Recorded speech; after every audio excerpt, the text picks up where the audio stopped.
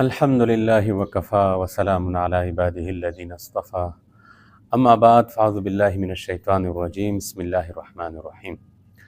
آج کے درس میں ہم بتائیں گے کہ زکوٰۃ دینے والے کے شرائط، کہ جو زکوٰۃ دے رہا ہو وہ کن کن شرائط کا خیال رکھے گا، ان میں کون کون سے شرطوں کا ہونا ضروری ہے۔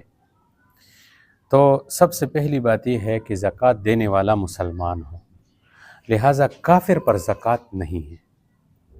نمبر 2، بالغ ہونا، نابالغ بچوں کی ملکیت میں کتنی ہی مالیت کیوں نہ ہو، ان پر یا ان کے سرپرستوں پر اس کی زکوٰۃ نہیں ہے، کیونکہ یہ مکلف نہیں ہے۔ ہاں، نابالغ جب بالغ ہو جائے تو بلوغت کے وقت سے پھر شروع سال کا اعتبار ہوگا۔ نمبر 3، عاقل ہونا، کہ زکوٰۃ دینے والا عاقل ہو، مجنون، دیوانہ، اس کے مال پر بھی زکوٰۃ نہیں، جبکہ اس کا شرط یہ ہے کہ اس کا جو جنون ہے یہ سال بھر مسلسل ہو، ٹھیک ہے۔ نمبر 4، آزاد ہونا، یعنی یہ جو زکوٰۃ ادا کرنے والا ہو یہ زرخرید غلام نہ ہو۔ اور نمبر 5، مال کا مکمل مالک ہونا، یہ نہیں ہے کہ مال کسی اور کا ہے اور زکوٰۃ اس پر جو ہے لاگو کی جاتی ہو، نہیں، یہ خود جو ہے اس مال کا مالک بھی ہو۔ اور نمبر 6، بعض دفعہ ایسے کرتے ہیں نا لوگ، مال بیوی کی ہوتی ہے، سونا بیوی کے پاس ہوتا ہے اور خاوند اس کو اپنا جو ہے شمار کرتے ہیں، اپنے مال کے ساتھ ملا کر جو ہے زکوٰۃ ادا کرتے ہیں۔ اس طرح نہیں، وہ تو آپ کی بیوی کا ہے، اس کے پاس پیسے ہے، سونا ہے، تو اس کا بھی خیال رکھیں۔ نمبر 6، کہ مال کا بقدر نصاب ہونا، جیسے پچھلی درس میں بتایا نا، مال کا نصاب، سونے کا نصاب، چاندی کا نصاب، نقد روپیہ کا نصاب، مال تجارت کا نصاب، ٹھیک ہے۔ اگر مال نصاب کی مقدار سے کم ہوگا تو پھر اس پر زکوٰۃ فرض نہیں ہوگا۔ نمبر 7، ایک شرط یہ ہے کہ اس مال کا ضروریات اصلیہ سے زائد ہونا، اس لیے کہ جو چیزیں انسان کی ضروریات زندگی میں داخل ہے ان پر زکوٰۃ نہیں ہے۔ مثال کے طور پر کچھ چیزیں، رہنے کے لیے گھر ہے، ٹھیک ہے، پہننے کے کپڑے ہیں، خواہ کتنی ہی زیادہ ہو، اس پر زکوٰۃ نہیں۔ اور استعمال کے لیے برتن ہے، اس پر بھی زکوٰۃ نہیں ہے۔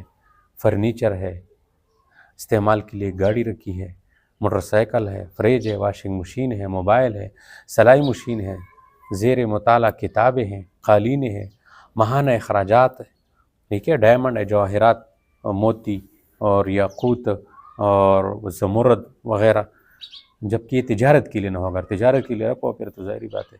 اور اسی طرح موبائل فون جو زیر استعمال ہیں، اسی طرح عورت کو جہیز میں ملنے والا سامان پر بھی سونے چاندی کے علاوہ زکوٰۃ فرض نہیں ہوتا۔ جو عورت کو گفٹوں میں لوگ کولر دے دیا، کسی نے برتن دے دیے، کچھ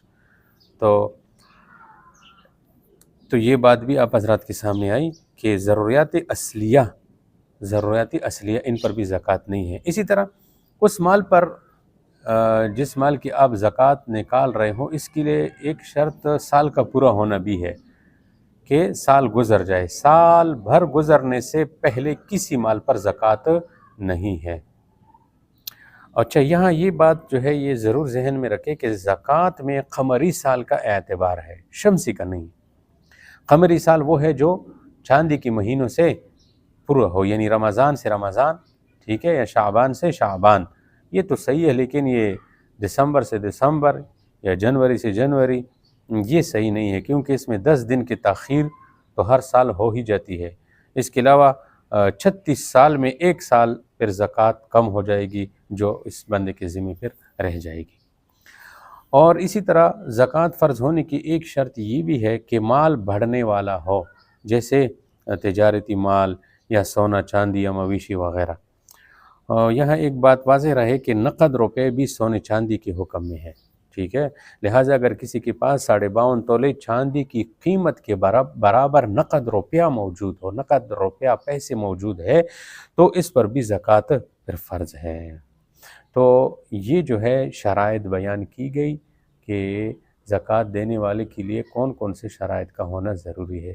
امید ہے یہ باتیں بھی آپ حضرات کو سمجھ آئی ہوگی۔ اگلے درس میں پھر نیت کے بارے میں بتائیں گے کہ آپ زکوٰۃ کے لیے نیت کس طرح کریں گے۔ انشاءاللہ تعالی۔